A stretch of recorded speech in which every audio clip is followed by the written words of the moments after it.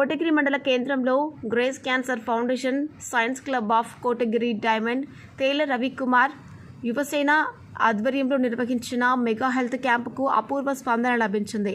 సుమారు 300 మందికి వైద్య పరీక్షలు నిర్వహించి ఉచితంగా మందులను పంపిణీ చేశారు.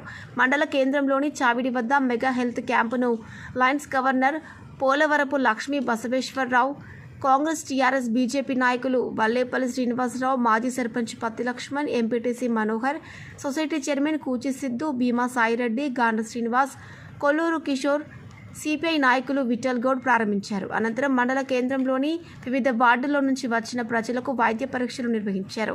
అవసరమైన వారికి క్యాన్సర్ స్క్రీనింగ్తో పాటు ఇతర వైద్య పరీక్షలు నిర్వహించారు.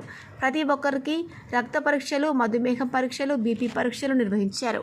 గుండె సంబంధమైన వ్యాధులు, కీళ్ళ నొప్పులు, కాళ్ళ నొప్పులు, ఇతర వ్యాధులతో బాధపడుతున్న వారికి వైద్య పరీక్షలు నిర్వహించి ఉచితంగా మందులను అందజేశారు. ఉచిత మెగా హెల్త్ క్యాంపును ఏర్పాటు చేయడం పట్ల నేతలు అభినందించారు. ప్రజలు ఆరోగ్య పరీక్షల కోసం పట్టణాలకు, ఇతర దూర ప్రాంతాలకు వెళ్లకుండా సొంత ఊర్లలోనే వైద్య పరీక్షలు ఏర్పాటు చేసి మందులను పంపిణీ చేయడం అభినందనీయమన్నారు.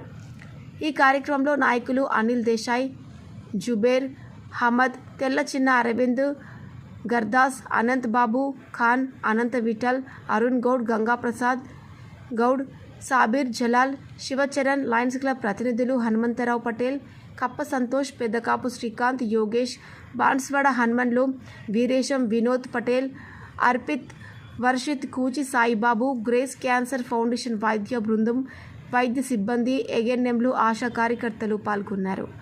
దృశ్యం రిపోర్టర్ అనిల్ రుద్రూర్.